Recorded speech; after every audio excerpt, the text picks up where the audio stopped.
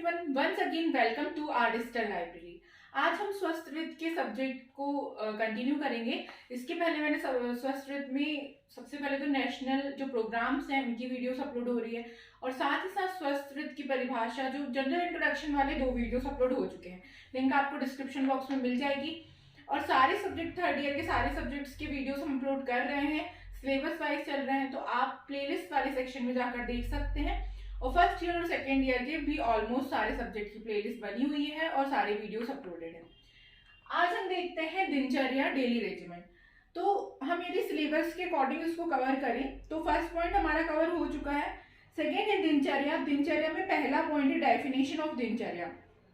तो मैं इसकी लाइन वाइज आपको जितने भी पॉइंट्स दिए हुए हैं धीरे धीरे कवर करूंगी। आज देखते हैं डेफिनेशन ऑफ दिनचर्या।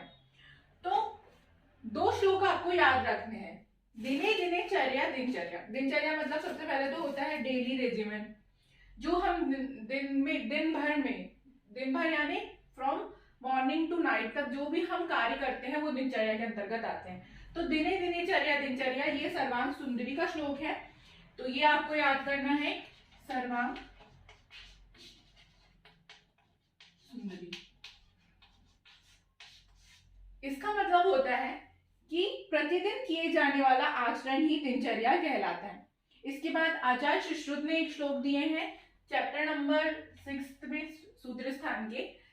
चारितुम आचारितुम मर तच्चर्यम शास्त्र नियतः आचारा। इसका मतलब है जो करने योग्य विधि है वह चर्या है, या शास्त्रीय विधित आचरण जो है वही चर्या है, या अकॉर्डिंग टू आचार्य सुश्रुत। उन्होंने कहे हैं कि दिनचर्या के अंतर्गत सूर्योदय से सूर्यास्त तक जो नियमित रूप से कार्य करता है, जैसे ब्रह्म मुहूर्त में दंत धावन, शौच आदि विधियों का वर्णन आता है।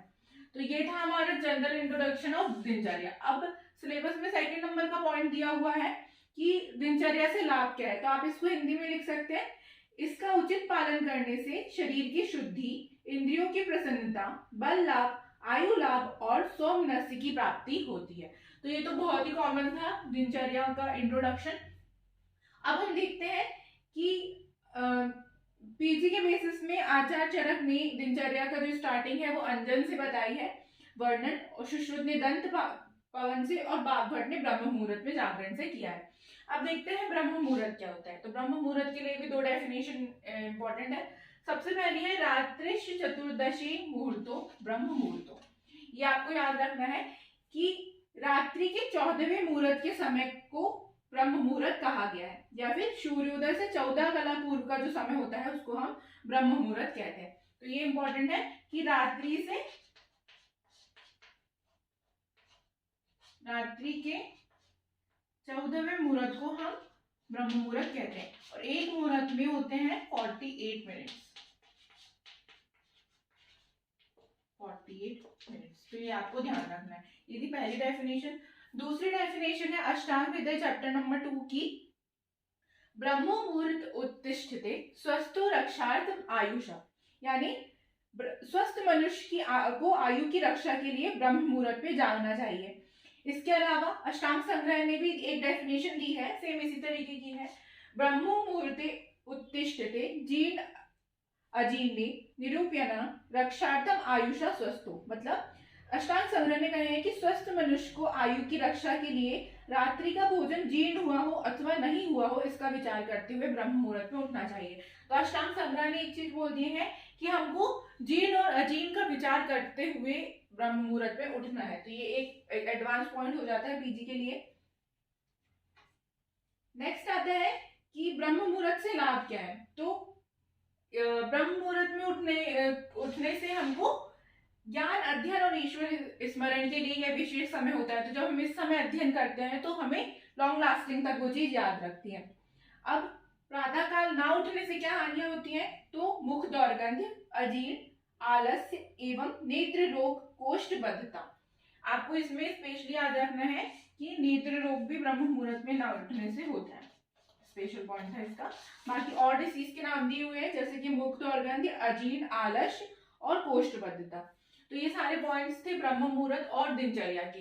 ये बहुत ही ज्यादा सिंपल पॉइंट है, इसमें सिर्फ इन डेफिनेशन के अलावा आपको कुछ भी याद नहीं रखना है। सिलेबस में नेक्स्ट पॉइंट दिया हुआ है पॉइंट नंबर 4, ऊषा जलपान। ऊषा जलपान क्या होता है? सूर्य के उदय काल में प्रातः 8 प्रश्रुति जलपान करना चाहिए। यदि हम सूर्य जब उदय होता है उस समय 8 प्रश्रुति जलपान करते हैं तो उसको हम ऊषा जलपान कहते हैं। अब एक 8 प्रश्रुति का मतलब क्या हुआ? एक प्रश्रुत में होता है 2 पल